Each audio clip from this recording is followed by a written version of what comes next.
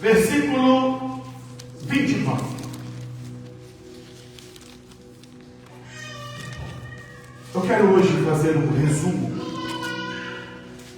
do ministério de Jesus, que ele veio cumprir, e vamos resumir isso apresentando o papel da Páscoa para nós hoje. Diz assim o texto da palavra de Deus, Evangelho de João, capítulo 1, versículo 29.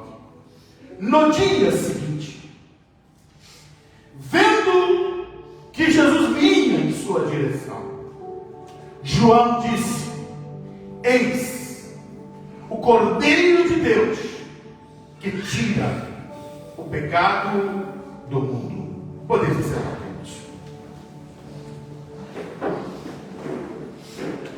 A Bíblia é a palavra de Deus. É o presente, é a carta de amor que o Pai nos entregou. A Bíblia é a nossa bússola. A Bíblia é o instrumento pela qual nós vamos conhecer Deus. Deus se revelou através da sua palavra. E que dádiva, que presente. 40 homens foram usados pelo Senhor para nos deixar esse legado de 66 livros. 1.600 anos para que essa obra fosse concluída. Lugares, 3 continentes, 3 idiomas. Homens com as mais diferentes e variadas profissões, situações. E aqui nós temos, irmãos, esse presente de Deus, que é a revelação do Senhor para nós, que é um meio em que pela qual o Senhor ele utilizou para se revelar. O que nós conhecemos de Deus, irmãos?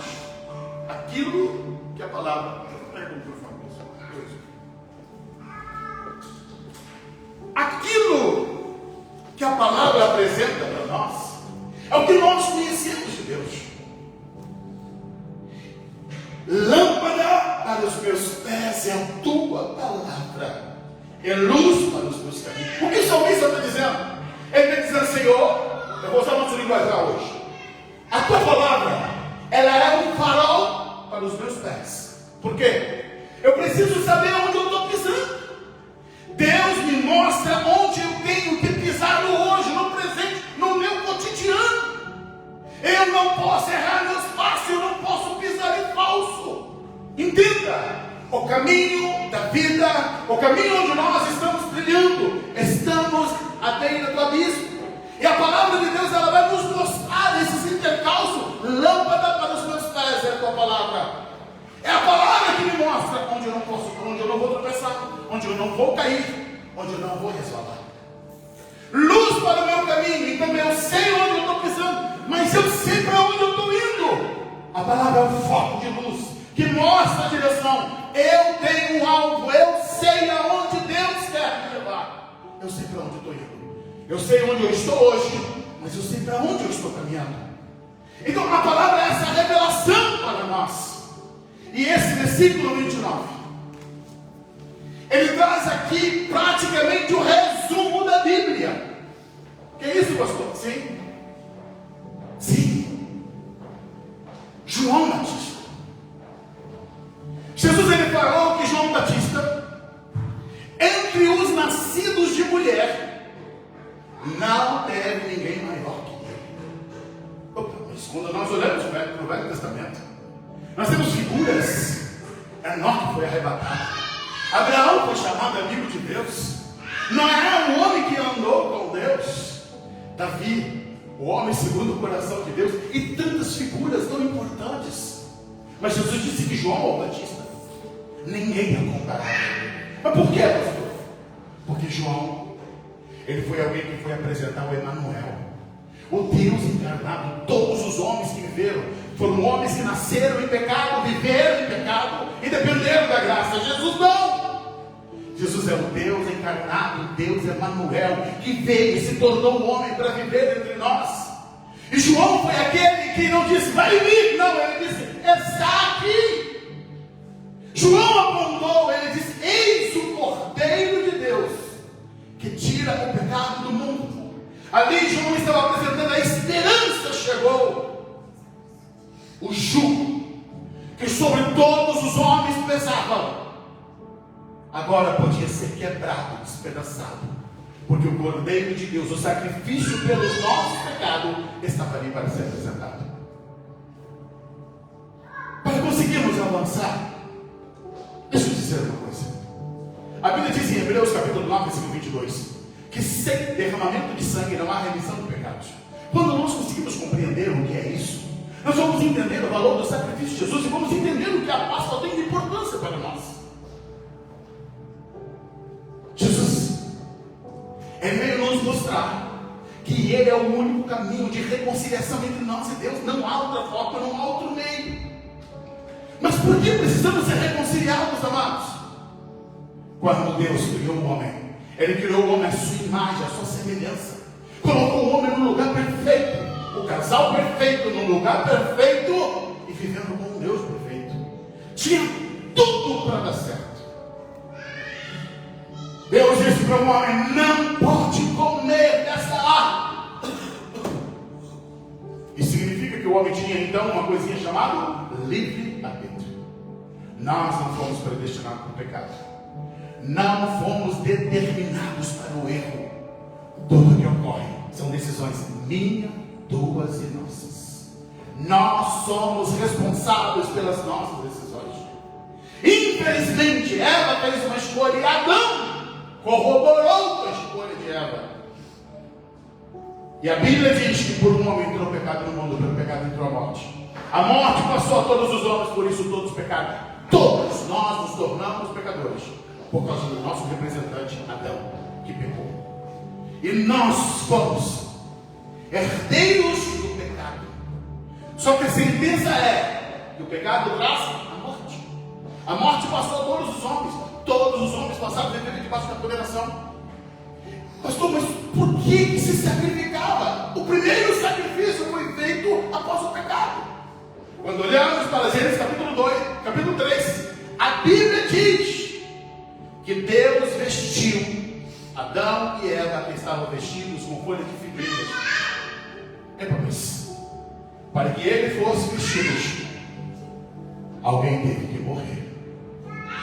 Um animal teve que morrer para que fosse vestido. Lá no primeiro ato de Deus, lá no Éden, quando aquele animal foi sacrificado para dar veste a Adão e Eva, estava apontando para a nossa condição.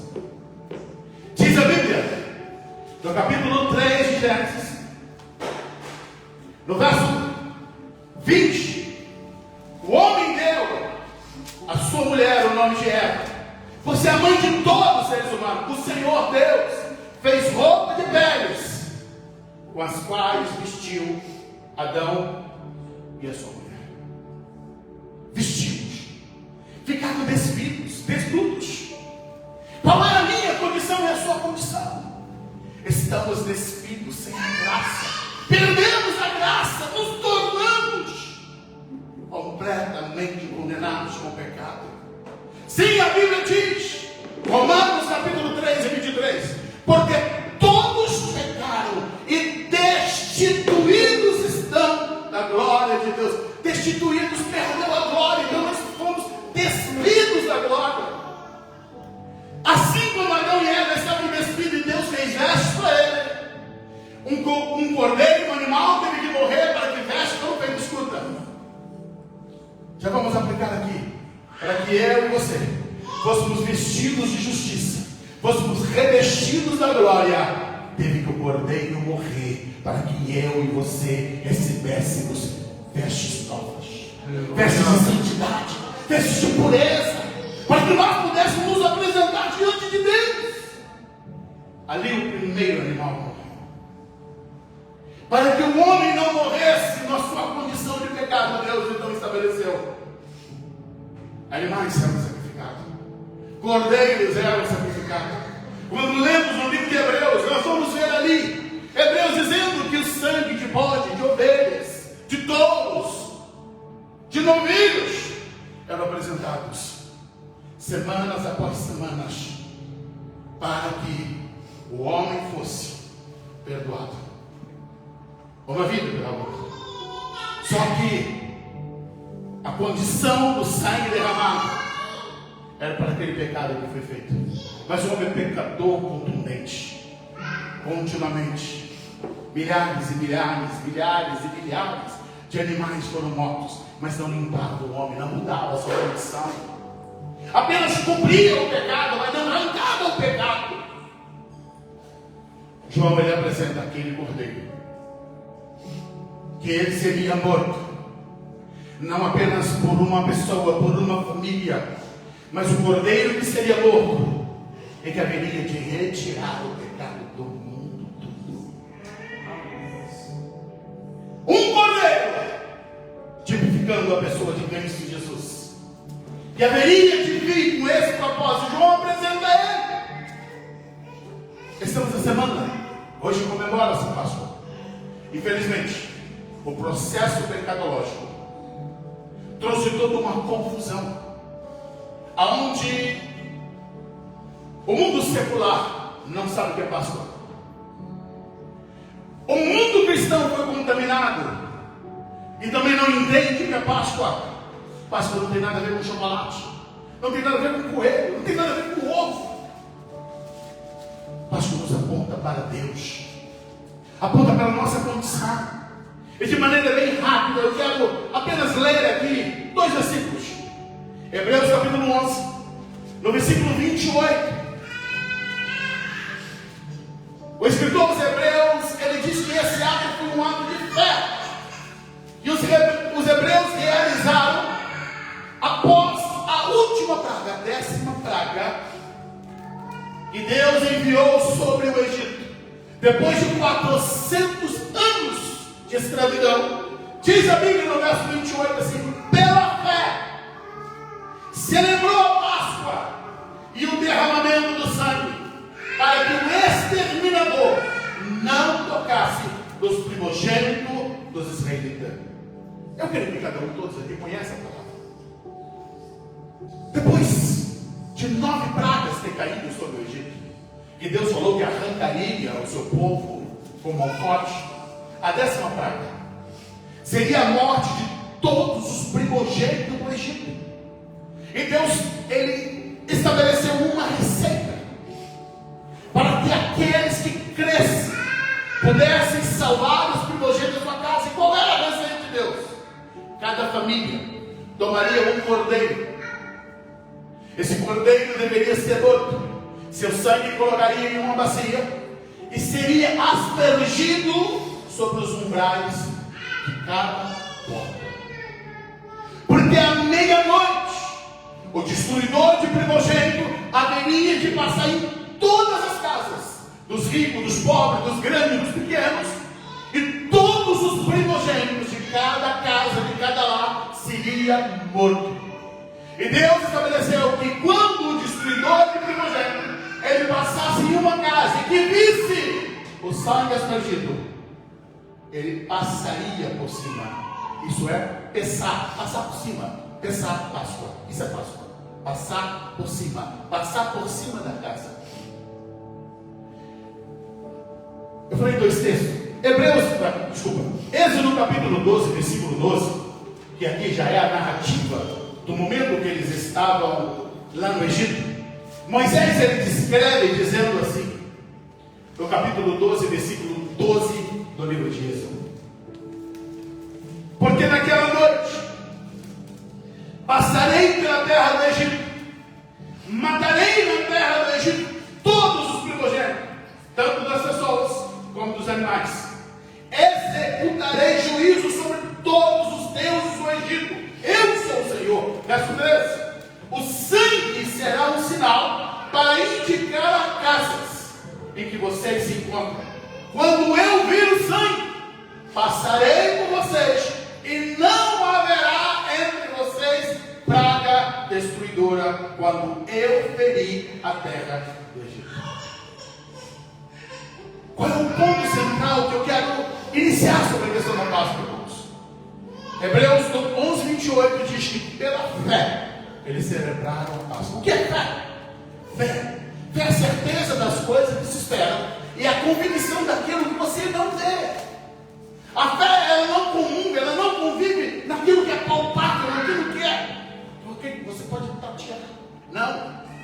A fé é uma convicção interna daquilo que você não vê, mas você acredita por causa de quem falou. E eu confesso que em meu coração explode algo muito grande, porque eu penso o que Deus ele tem o poder de fazer, e para nós foge a nossa razão, porque o que havia ali naquelas portas era só o sangue de um animal. Mas a Bíblia diz que Deus determinou. E sabe qual é o ponto que eu digo, aplicando para nós hoje, irmãos? Existem coisas que Deus fala para nós hoje, e a gente diz, mas não funciona. Mas como assim? É tão simples, é tão oco, é tão vazio. É só orar, é só jejuar, é só clamar. Mas parece tão pequeno. Passar sangue nos umbrais das portas era algo tão pequenino. Será que livraria o filho de morrer? Será que livraria da morte? Os judeus não pagaram para ver, eles fizeram. E sabe o que aconteceu, irmãos?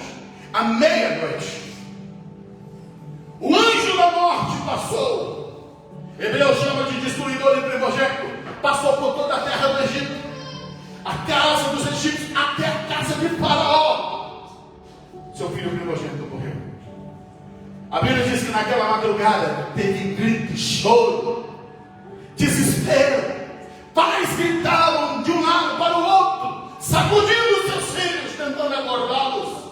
Mas não era o sono natural, era a morte já retumbante ali. Mas na casa dos judeus, dos hebreus, na casa dos hebreus havia festa, havia alegria. Aleluia. Porque o destruidor de primogênito não entrou. Mas por que não entrou? Porque aquele sangue que estava ali era um símbolo apenas da marca da obediência ao Senhor. Aleluia. Não é por aquilo que você faz, é por aquilo que você obedece. Não é porque somos especiais, é porque Deus ele deu uma palavra. E quando eu estou na obediência, eu estou cravado debaixo da proteção do Senhor.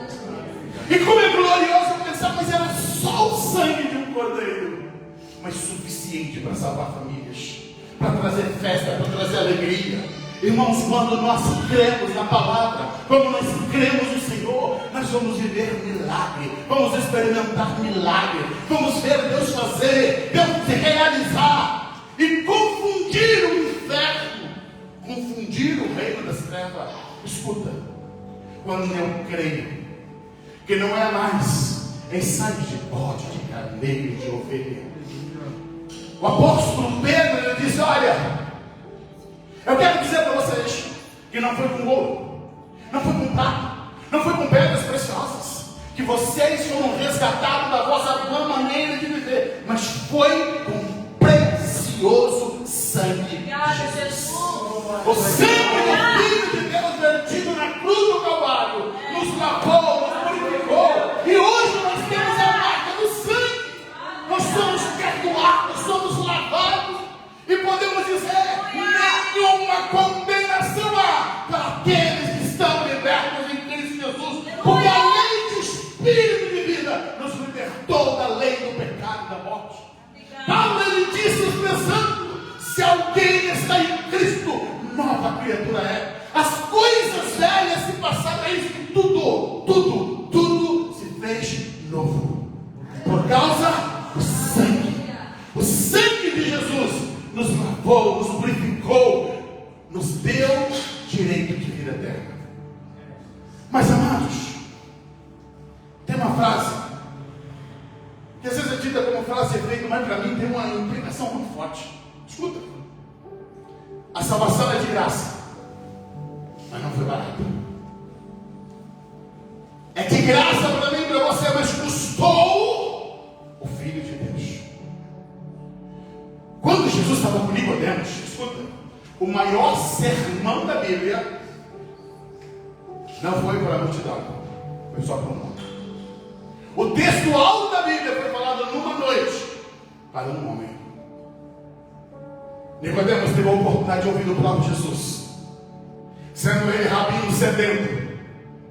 Ele ouviu Jesus dizer para ele, Nicodemos, porque Deus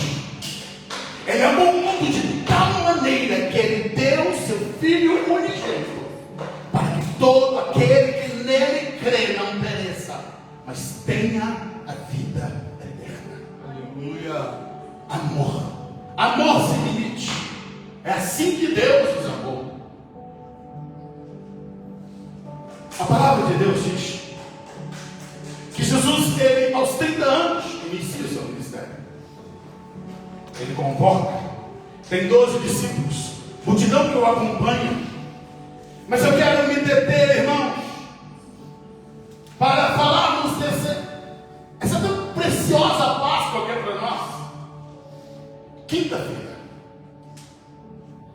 Quinta-feira é o dia fatídico que vai marcar Jesus, seus discípulos, a igreja, e ao start para esse sofrimento. Porque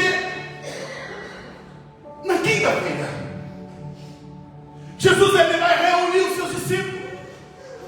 E a expressão dele é assim: como eu desejei comer convosco essa Páscoa. Mas tem uma questão a mais. Ele dizia: minha alma está aflita até a morte. Você não sabe o seu futuro. Você não sabe que dia você vai morrer. E todo mundo diz: eu gostaria de saber o futuro. Nada. O futuro nos causa ansiedade. Eu duvido se você soubesse o dia da sua morte, se você teria paz. Traz inquietude, traz insegurança, traz desconforto. Mas Jesus sabia que a morte dele tinha se aproximado.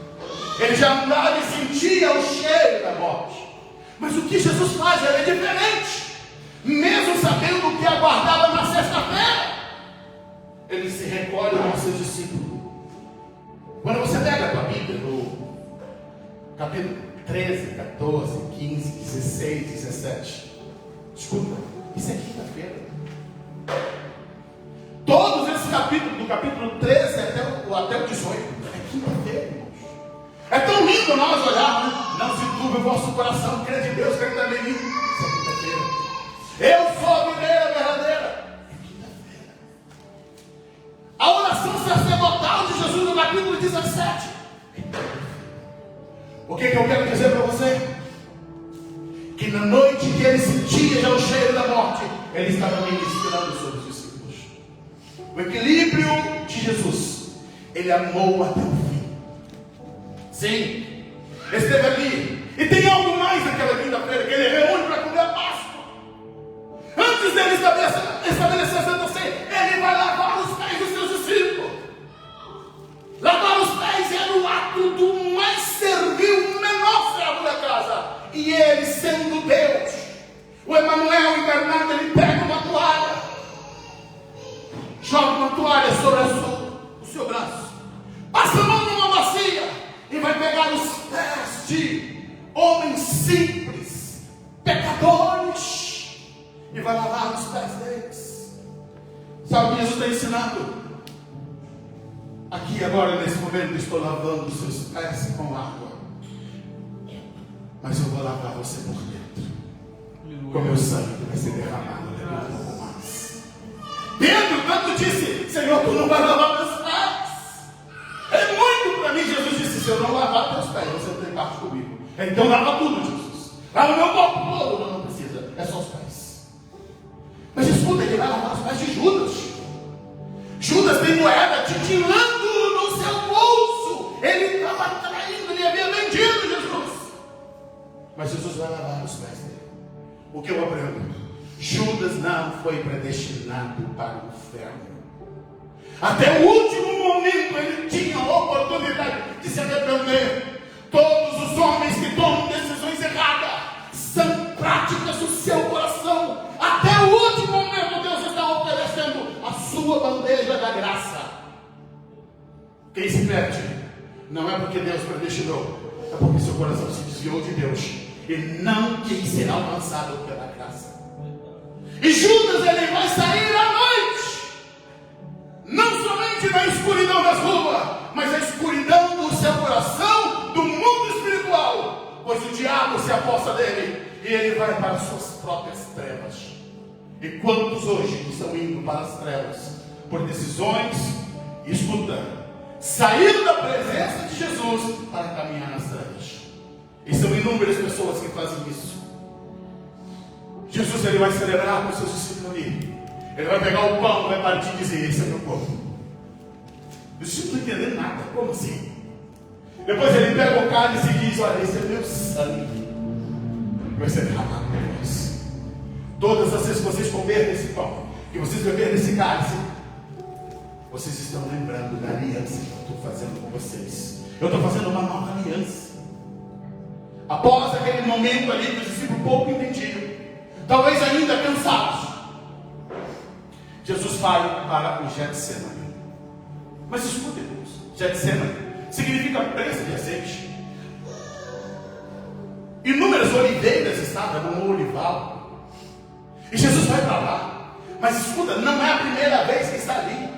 Ali era o local normal que ele foi inúmeras vezes, inúmeras noites. E ele vai novamente para o Getsemane. Mas eu fico a perguntar: mas por que Getsemane, Jesus? O senhor, Judas sabia que Getsemane era o lugar onde Jesus iria para orar. Então Judas sabia onde encontrar Jesus. Jesus não mudou a rotina dele no final da sua vida. Ele vai para o Getsemane, ele leva os seus discípulos, e ele chama três: vem cá reclamar e orar comigo. A Bíblia diz, Lucas, nosso amado médico, diz que a sua agonia foi tão grande que os seus poros transpiraram, não suor. Mas assim Lucas escreve: grandes gotas de sangue caíam na terra. A medicina explica isso. É um fenômeno raríssimo. Quando a aflição de uma pessoa se torna tão intensa, tão forte, que arrebenta se vez e o suor se transforma em sangue.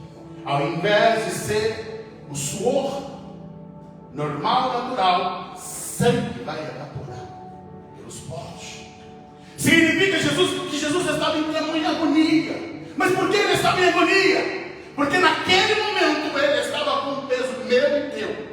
Paulo, ele tem uma expressão que ele diz, que muitos não entendem. Paulo diz: aquele que não conheceu o pecado, Deus o fez pecado por nós. Escuta, ele não foi feito pecador, não. Paulo está dizendo que Jesus não conheceu o pecado, porque não pecou. Deus fez ele pecado. O que significa isso, pastor? Significa que a pessoa de Jesus se tornou como o pecado. Então, naquele momento, ali da cruz, Deus estava punindo o pecado. E como Jesus representava o pecado, ele recebeu todo o juízo sobre ele. No Getsemane, quando ele ora, ele diz: Pai, se for possível, passe de mim esse cálice, mas todavia seja feita a minha vontade. Sim, ele estava clamando por mim e por você. Pensa nas misérias do mundo, nas desgraças que os homens cometem. Todas essas atrocidades de pecado pesavam sobre Jesus. Ele estava pagando cada um dos pecados, não era parcela. Ele pagou totalmente, não foi parcelado, foi integral, foi a conta inteira. E por isso há sobre ele um peso imenso. Quando ele vai a primeira vez, ele volta, seus discípulos estão dormindo. Ele chega lá e vai dizer: vocês nem uma hora conseguem rogar e orar comigo. Na terceira vez, quando ele volta, ele diz: levantai-vos, porque já é chegado o momento, já é chegada a hora. Eles, sem entender nada, sonolentos, levantam-se, e os barulhos, tochas de fogo, permeia o Getsemane. Soldados com varas, paus, e o Judas, que vai até o Jesus, que tinha sangue no seu rosto, e beija ele. Jesus olha nos olhos de Judas e diz: amigo, a quem vieste? Não tem resposta. Judas não fala nada, entra mudo e sai calado, vai embora. E Jesus diz: Judas, você está traindo o Filho de Deus com um beijo. O beijo era uma expressão de amor, de carinho, de fraternidade, de cordialidade. E Judas escolhe o beijo para trair o Filho de Deus. Mas ele não lança maldição. Judas vai embora. E Jesus ainda escuta. Ele ainda vai rogar e diz: olha, deixa que esses vão embora. Ele tinha dito para Pedro: Pedro, Satanás esquecida da tua vida, eu roguei por ti. Escuta, irmãos, nós estamos falando da última noite. E Jesus está rogando pelos discípulos. Jesus intercedeu. Jesus veio quer o bem-estar dos seus, mesmo ele com todo o jugo sobre ele. E ali ele vai então para se encontrar com os piores noites que a terra já viveu. Quando você lê qualquer sistema judaico, era proibido que o julgamento fosse feito durante a noite. E por que fizeram à noite, pastor? Porque era Páscoa. Eles não queriam tumulto. Sabiam que precisavam condená-lo. Escuta, não tinha crime. Eles precisavam só inventar um crime. Condenado ele já estava. E durante a noite não tinha multidão. A Bíblia diz, no Evangelho de Mateus, no capítulo 26, versículo 57, que os que o prenderam, Jesus o levaram à casa de Caifás, o sumo sacerdote, onde se haviam reunido os escribas e os anciãos. Sim, montaram, escuta, um sinédrio. Foi convocado para a madrugada. E ali eles chamaram falsos testemunhos para criar um crime fictício. E começaram a acusá-lo. Você conhece a história? Mas o que me chama a atenção é que naquele momento que Jesus está ali, sendo acusado, o ápice da sua acusação chega no verso 63. Jesus, porém, guardou silêncio, porque Isaías havia profetizado: ele foi levado como ovelha muda diante dos seus sacerdotes. O verso 63 diz assim: o sumo sacerdote lhe diz: eu exijo que nos diga, tendo o Deus vivo por testemunha, se você é o Cristo, o Filho de Deus. Aí o 64 diz: Jesus respondeu: é o Senhor mesmo quem está dizendo isso. Mas eu lhes digo que desde agora vocês verão o Filho do Homem sentado à direita do Todo-Poderoso e vindo sobre as nuvens do céu. 65 diz: então o sumo sacerdote rasgou suas vestes e disse: blasfemou, porque ainda precisamos de testemunha. Eis que agora mesmo vocês ouviram a blasfêmia. O que acham? E eles responderam: é réu de morte. Está sentado? Escuta, 67.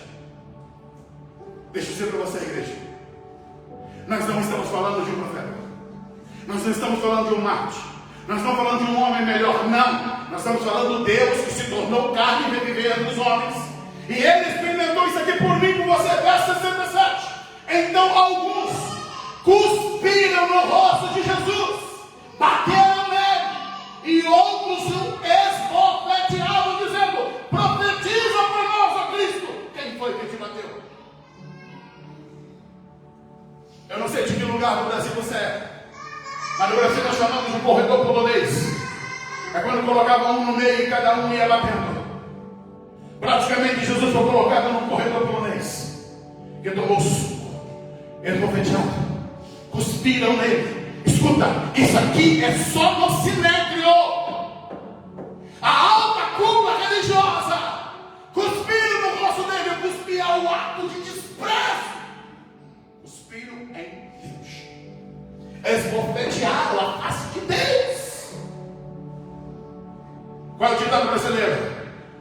Cara de homem não se bate. Não se bate no rosto de homem. Agora imagina bater no rosto de Deus. Mas tudo isso ele fez por mim. Na Bíblia, às vezes a gente lê aqui e vemos sacerdote conversando com Pilatos, e parecem coisas de comadre, de amigos. Não, irmãos. Eles tinham ódio de Pilatos. Pilatos foi um sanguinário que matou inúmeros judeus. Pilatos foi quem trouxe as insígnias romanas e colocou ali no templo. Ele criou uma revolta terrível.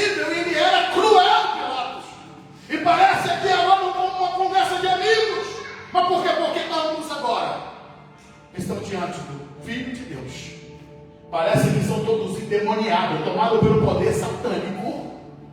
Inimigos se unem com o propósito de eliminar o Filho de Deus. Pilatos diz para Jesus: os teus acusadores não te acusam, e você não diz nada. Você sabia que eu tenho o poder de te soltar e de te matar? Sabe o que Jesus disse? Jesus vai olhar dentro dos olhos de Pilatos e disse: nenhum poder teria sobre mim se do alto não tivesse sido dado. Isso faz tremer a terra dele. A esposa de Pilatos vai mandar uma cartinha para ele: ei, marido, não se envolva com esse homem, porque eu sofri a noite inteira por causa dele. Mas agora é o dilema meu e teu, é o dilema de Pilatos: ficar bem com o mundo ou ficar bem com Jesus? Pilatos escolheu ficar bem com o mundo, e ele escolhe condenar Jesus do que ficar ao lado de Cristo. As pessoas estão escolhendo o mundo, escolhendo o pecado, mas não escolhem estar com Jesus. Pilatos, ainda querendo se livrar dessa situação, o que ele faz? Quando ouve falar que Jesus é Nazareno, ele fala: ei, velho, é Nazareno? Calma aí, eu vou mandar isso para Herodes. É da Judéia, vou mandar para Herodes. Então ele vai mandar para Herodes. E Herodes é quem matou João Batista. Herodes queria encontrar-se com Jesus. Ele tinha essa curiosidade. Tudo isso é na madrugada. Enviam Jesus para Herodes. E Herodes lá vai receber Jesus, vai pedir milagre. Ele quer show. Ele está achando que Jesus estava ali para fazer ali um show de milagres exclusivo para Herodes. Jesus entra no mundo e sai calado. Herodes o despreza Jesus, devolve ele, colocam sobre ele um manto de púrpura, apresentam ele como zombaria, zombam dele, porque ele era apresentado como rei. Volta para Pilatos. Pilatos tentando livrar o seu cargo, o que ele faz? Pede água. E o famoso ato: vou lavar minhas mãos. Claro, a lenda, se é lenda, por favor. A lenda diz que no inferno Pilatos até hoje está lá tentando se livrar das marcas de sangue em suas mãos. E jamais se livrará delas. Passará a eternidade inteira lembrando: eu podia ter feito o que era correto, mas eu fiz o errado. E terá uma condenação eterna. E eu digo, igreja, quantas pessoas que passaram a eternidade inteira lembrando: eu podia ter feito o que era certo, mas eu não fiz. Eu poderia ter feito o que era correto, mas eu não fiz. Pilatos lava as mãos, mas antes de lavar as mãos, sabe o que ele faz? Ele vai mandar açoitar Jesus. E aqui é um ponto, irmãos. Eu não sei se vocês assistiram a Paixão de Cristo. Quantos assistiram a Paixão de Cristo? Ok. Deixa eu dizer para você. Parece que Mel Gibson exagerou. Não. Mel Gibson, ele não conseguiu expressar o terror do que foi o que Jesus viveu. Porque quando nós falamos, irmãos, de açoite, talvez aquela cena é marcante, né? A gente chora quando vê aquela cena, quando ele é amarrado, acorrentado ali, e os soldados vêm e aplicam as suas chicotadas. Os chicotes eles eram de couro e nas suas pontas haviam metais e ossos, que a função é quando bate na carne e ele é puxado, ele rasga, dilacera a carne. Em alguns casos, pessoas tinham os seus órgãos internos expostos. Quando nós falamos de açoite, nós às vezes pregamos e lemos a palavra os açoites judeus. Escuta, açoite judeu não tem nada a ver. Jesus não foi açoitado por judeu, foi açoitado por romano. O açoite judeu é uma quarentena. Paulo diz: eu tomei uma quarentena de açoite. Uma quarentena significava 39 açoites, e o último não era dado como ato de misericórdia. Agora, os romanos, não é quarentena. É enquanto o ódio estiver esticado. Quantos que morriam ali não dava para crucificar, porque morriam diante dos flagelos. Sem piedade. Tomado pela fúria demoníaca. Aqueles soldados crucificados. O seu sangue ali caía sobre o chão. Aquela cena quando vão retirar Jesus e que você vê aquela poça de sangue, é diminuto. É por isso que Jesus não vai conseguir carregar a cruz. Ele passou a noite sangrando. Ele está debilitado. Perdeu muito sangue. Ele começou perdendo sangue lá no Getsemane orando. Depois ele foi esbofeteado. Depois ele foi açoitado, foi cuspido. Quando ele foi apresentado para a multidão, Pilatos pensou: ele está arrebentado, gente. Não é possível que não vão escolher ele. Aí ele traz Barrabás. A lenda diz que o nome de Barrabás também era Jesus. E o trocadilho que Pilatos faz é assim: vocês querem esse que eu solte, Jesus Barrabás, ou Jesus chamado Cristo? Eles vão gritar: o Barrabás. O Barrabás. E Pilatos assustado: não é possível. Esse assassino, esse aqui nenhum mal fez. E ele pergunta: o que é que eu vou fazer com esse? Eles dizem: crucificam, crucificam. É nessa hora que Barrabás não diz: não, eu não posso participar disso, mas ele era participante. Porque ele disse para Jesus que tinha autoridade para soltar e prendeu. Mas ele não quer fazer uso dessa autoridade, ele não quer se indispor com os judeus. Por isso entrega ele para ser crucificado. Queridos, havia cruzes. É um momento que ele está caminhando para a morte. Vai carregar a cruz com quase 80 quilos. Mas um homem que sangrou à noite, não dormiu. Como vai conseguir? As ruas empoeiradas, cheias de pedra, seus ombros já não aguentavam mais. A Bíblia diz que cai. No Evangelho de Mateus, no capítulo 26,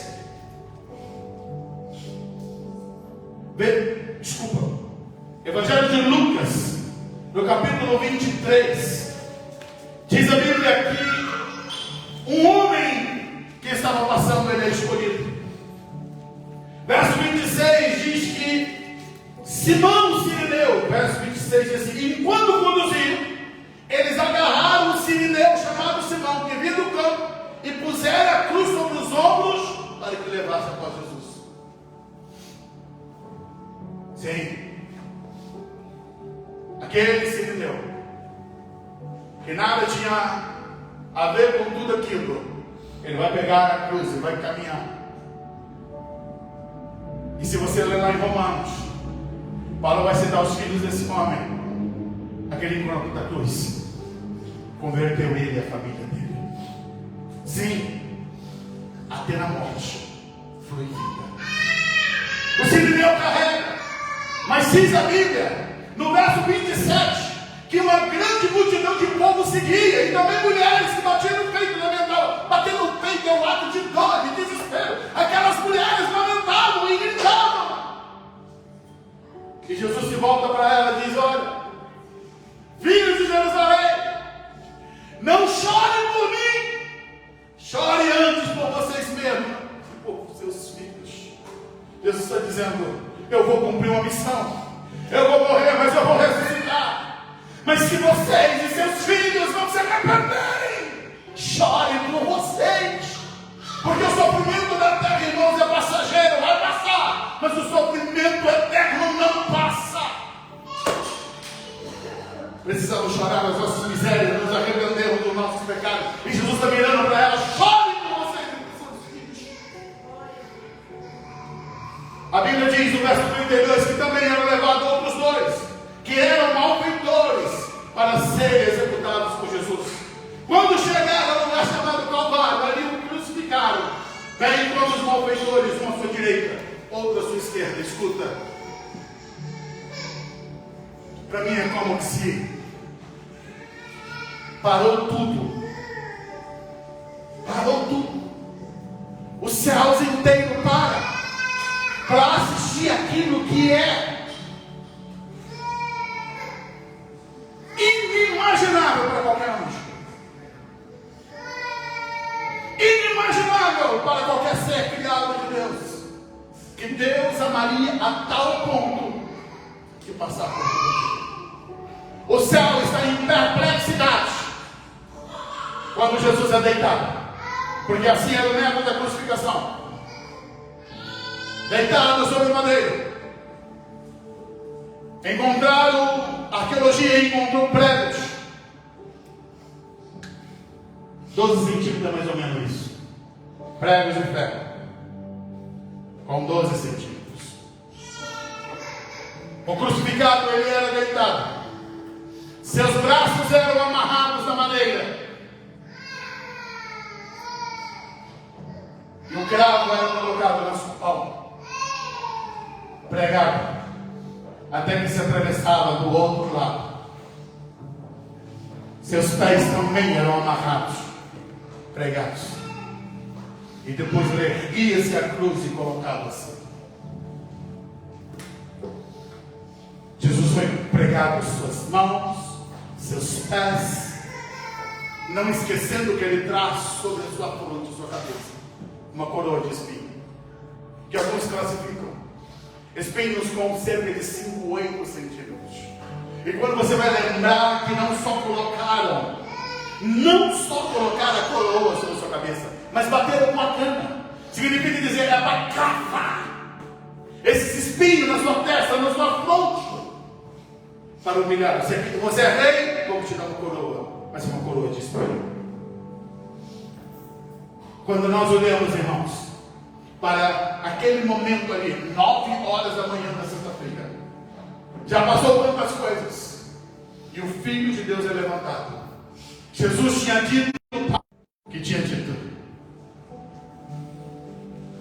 descerá sobre ti o Espírito Santo, o poder Altíssimo vai te envolver, o ente santo que há de nascer de ti será o Filho do Altíssimo.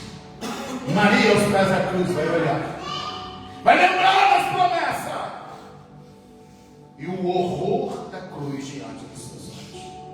Talvez seu coração sangrando, o seu choro inconsolável.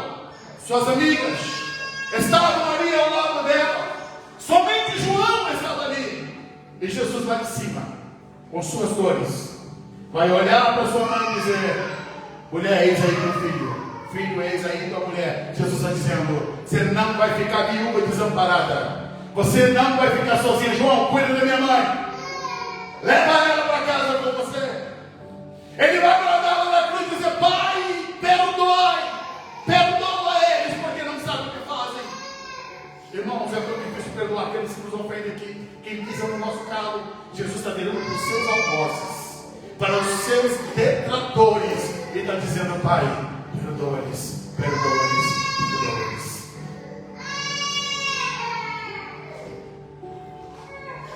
Os 2 ladrões que estavam ao lado, a tradição vai chamar eles de Dimas e Gestas. Todos os 2 honram, mas chega uma certa altura que Gestas ele vai criticar, e Dimas diz: peraí, homem, peraí, eu e você estamos aqui porque cometemos crime, mas esse mal nenhum fez. E Dimas vai bradar e vai dizer: Senhor, lembra-te de mim quando entrares no teu reino. Jesus vai virar para aquele moribundo e dizer: hoje mesmo você vai estar comigo no paraíso. Se preocupa não, tu vai morrer, mas eu estou te aguardando lá. Ao meio-dia, irmãos, a Bíblia diz que houve trevas, o sol se recusou a brilhar, houve trevas, houve terremoto. Às 15 horas, às 3 horas da tarde, um brado se ecoa: despertou, está consumado.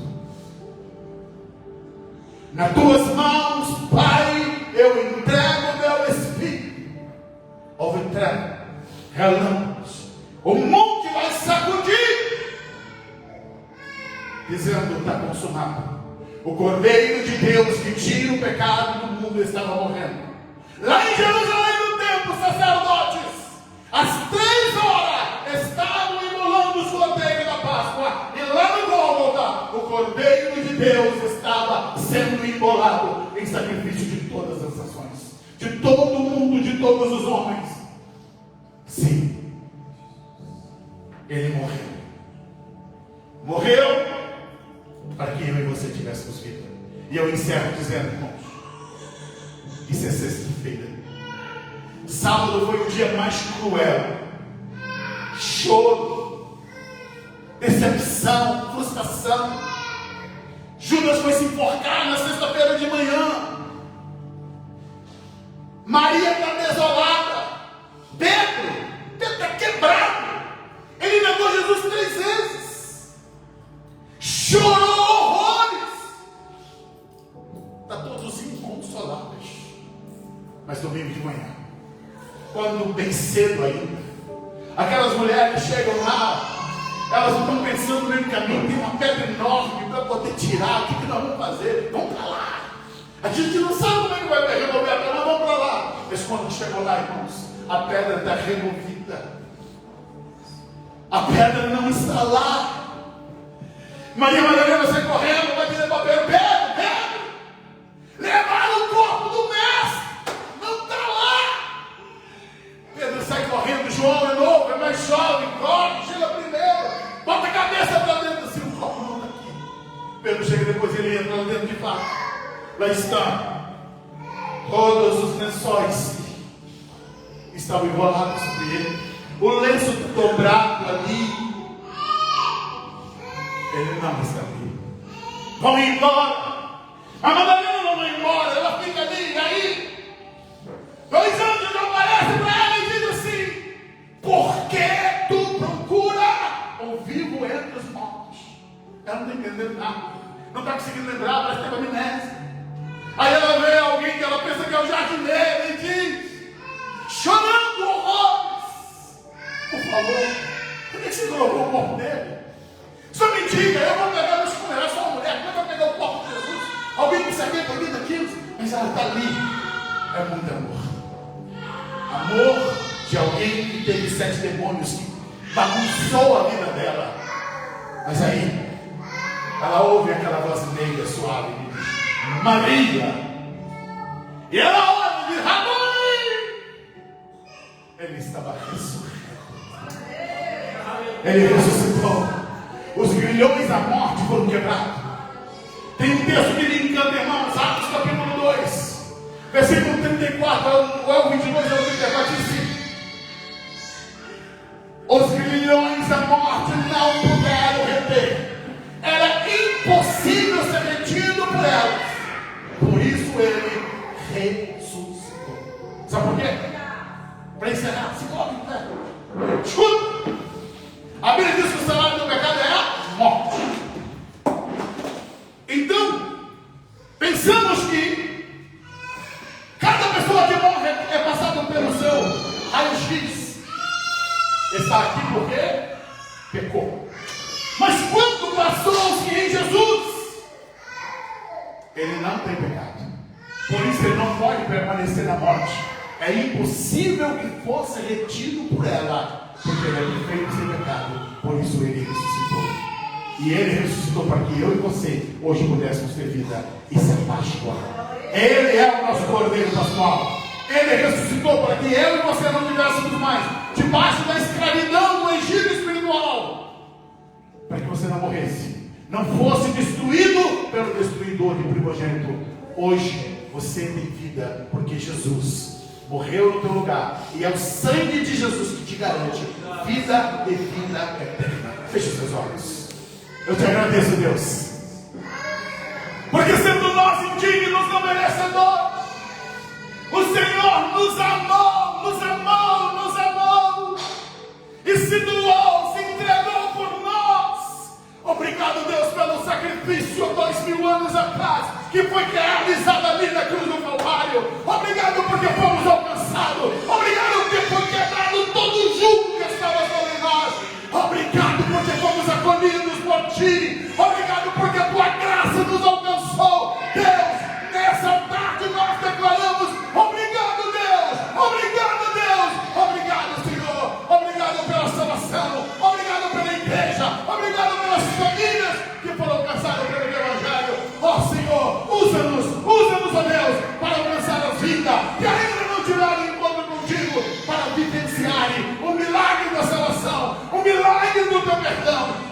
nós te agradecemos, Deus, em nome de Jesus. Estenda tuas mãos assim.